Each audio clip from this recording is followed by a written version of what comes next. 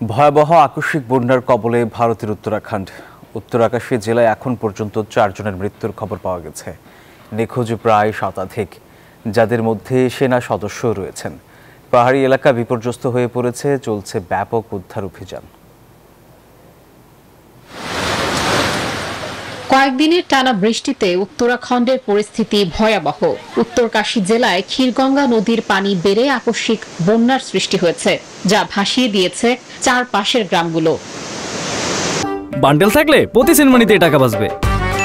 বিকাশ send money bundle কিনে জিতুন প্রতি লেনদেনে। সবচেয়ে বেশি ক্ষতিগ্রস্ত হয়েছে ধারালি গ্রাম। পানির তোড়ে বহু ঘরবাড়ি ভেঙে গেছে, বিচ্ছিন্ন হয়ে পড়েছে রাস্তাঘাট। ধ্বংসস্তূপের নিচে অনেকে আটকা পড়েছেন বলে আশঙ্কা করা হচ্ছে।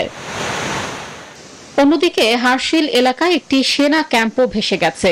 নিখোঁজদের মধ্যে রয়েছেন সেনা সদস্য। একযোগে উদ্ধার অভিযান চালাচ্ছে সেনাবাহিনী ও দুর্যোগ মোকাবেলা বাহিনী। Desk report, news 24।